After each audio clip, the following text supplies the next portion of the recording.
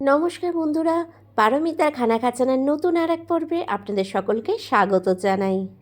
বন্ধুরা, টমাটরের চাটনি তো অনেক খেয়েছেন, কিংবা যে কোনো রান্নায় টমাটর ব্যবহারও করেছেন, কিন্তু শুধু টমাটরের সবজি কি কখনো খেয়েছেন?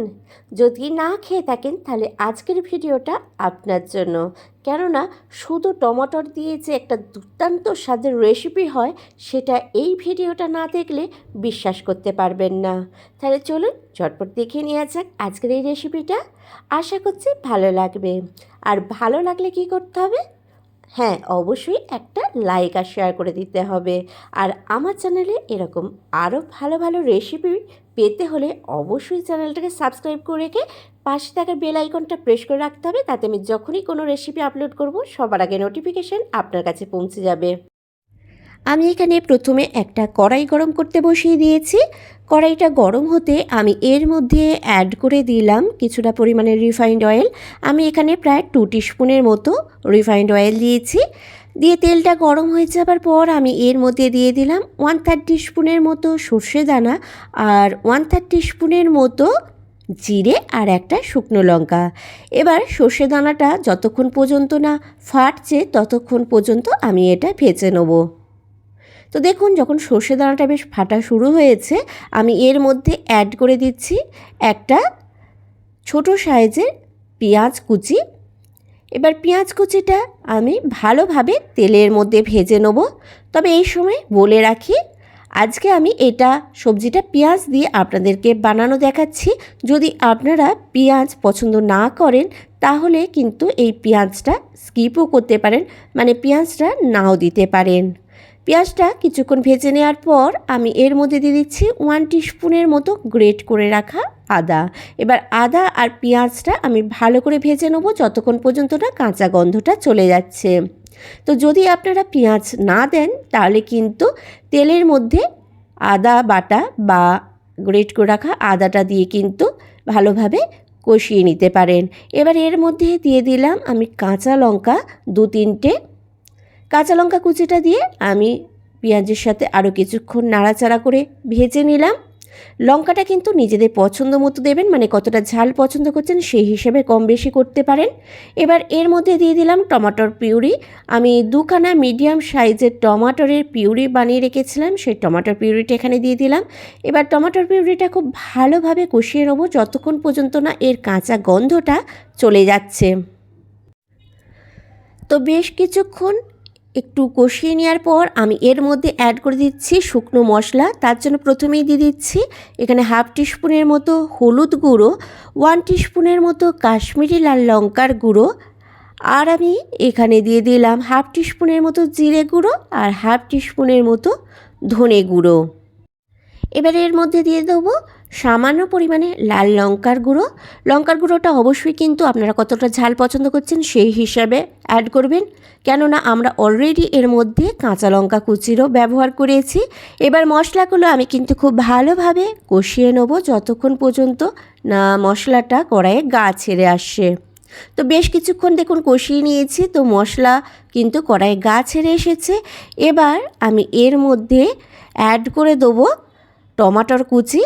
আমি এখানে 4খানা মিডিয়াম সাইজের টমাটোরকে মিডিয়াম টুকরো করে কেটে নিয়েছি, সেই টমাটোর কুচিটা এখানে দিয়ে দিলাম। দিয়ে এই টমাটোর কুচিটা খুব ভালোভাবে মশলার সাথে কষিয়ে নেব। তো বন্ধুরা, দেখে হয়তো ভাবছেন যে এমন কেমন সবজি হবে খেতে যে শুধু টমাটর, কিন্তু বন্ধুরা বিশ্বাস করুন, টমাটরের এই সবজি কিন্তু সত্যি দুর্দান্ত খেতে হয়ে থাকে। তো এবার আমি টমাটোরটা ভালোভাবে মশলার সাথে মিশিয়ে নিয়ে এর মধ্যে আমি অ্যাড করে দিচ্ছি স্বাদ মতো নুন। নুনটা অবশ্যই কিন্তু আপনারা নিজেদের স্বাদ মতো ব্যবহার করবেন। আর আমি এখানে দিয়ে দিচ্ছি 1/2 টিস্পুনের মতো চিনি। যেহেতু টমাটরের মধ্যে কিন্তু একটা টক ভাব থাকে আর আমরা এখানে লঙ্কারও ব্যবহার করেছি, তাই এখানে চিনিটা দিলাম স্বাদটাকে ব্যালেন্স করার জন্য। এবার নুন আর চিনিটা দিয়ে ভালোভাবে আমি টমাটরের সাথে একটু নাড়াচাড়া করে মিশিয়ে নিলাম। দিয়ে আমি এই সবজিটা চাপা দিয়ে 2 মিনিটের মতো কষিয়ে নেব, যাতে ভালোভাবে টমাটরটা সেদ্ধ হয়ে যায় আর ভালোভাবে কষানো হয়ে যায়। তো প্রায় 2 মিনিট পর আমি ঢাকনাটা খুলেছি। দেখুন টমাটোটা কিন্তু বেশ ভালোভাবে সেদ্ধ হয়ে গেছে। এবার আমি একটু নাড়াচাড়া করে নিয়ে এর মধ্যে আমি অ্যাড করে দেবো প্রয়োজন মতো জল। তবে বন্ধুরা বলে রাখি, এটা কিন্তু খুব একটা বেশি ঝোল হবে না, আর খুব একটা শুকনো শুকনোও হবে না, হালকা গ্রেভি গ্রেভি টাইপের থাকবে। তাই জলটা কিন্তু সেই বুঝে অ্যাড করতে হবে। আর এর মধ্যে একটা মেন ইনগ্রিডিয়েন্টস কিন্তু করতে বাকি আছে, সেটা শেষে আমি ব্যবহার করব, তাই এখানে কিন্তু একটু ঝোলও রাখতে হবে। তো এবার আমি এটা চাপা দিয়ে 1 মিনিটের মতো প্রায় আমি ফুটিয়ে নেব মিডিয়াম ফ্লেমে। তো আমি প্রায় 1 মিনিট পর ঢাকনাটা খুলেছি। দেখতেই পাচ্ছেন একটা সুন্দর কিন্তু কালার এসেছে।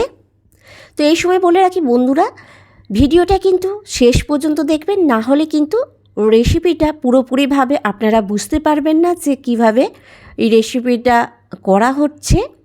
তো এবার আমি এর মধ্যে দিয়ে দিলাম 1/3 টিস্পুনের মতো গরম মশলার গুঁড়ো, দিয়ে আমি ভালোভাবে নাড়াচাড়া করে মিশিয়ে নিলাম। এবার আমি এর মধ্যে অ্যাড করে দিচ্ছি ঝুরি ভাজা, যে মোটা দানার ঝুরি ভাজাটা হয় সেটাই কিন্তু আমি এখানে অ্যাড করেছি। এটা কিন্তু অনেকে বা নন বেঙ্গলিরা সেবও বলে থাকে।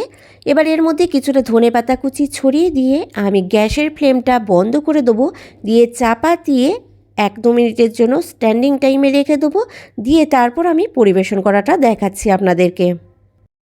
তো আমি সার্ভিংয়ের জন্য নিয়ে নিচ্ছি এখানে একটা বোল, আর বোলের মধ্যে আমি প্রথমেই নিয়ে নিচ্ছি কিছুটা পরিমাণে টমাটরের সবজি। কিছুটা পরিমাণ টমাটোর সবজি নেবার পর তারপর আমি এর ওপর থেকে ছড়িয়ে দেবো ঝুরি ভাজা বা শেপ। এই ঝুরি ভাজাটা আপনারা কিন্তু নিজেদের পছন্দ মতো কম বেশি করতে পারেন, তবে আমি কিন্তু যতটা পরিমাণ দেখাচ্ছি ততটাই কিন্তু যথেষ্ট আছে। এবার আমি আবারও উপর থেকে দিয়ে দিচ্ছি কিছুটা পরিমাণে টমাটরের সবজি। তো এইভাবে যদি লেয়ার করে দেওয়া যায় তাহলে কিন্তু ঝুরি ভাজাটা সবজির সবটাতেই পাওয়া যাবে। তো আমি আবারও উপর থেকে ছড়িয়ে দিচ্ছি কিছুটা পরিমাণে ঝুরি ভাজা বা শেপ। তো এইভাবে কিন্তু আমি গরম গরম পরিবেশন করে দেবো। তো রেসিপিটা আপনাদের কেমন লাগলো নিচে কমেন্ট বক্সে কমেন্ট করে জানাতে ভুলবেন না, আর বাড়িতে কিন্তু অবশ্যই এটা একবার ট্রাই করে আমাকে জানাতে ভুলবেন না আপনাদের কেমন লাগলো।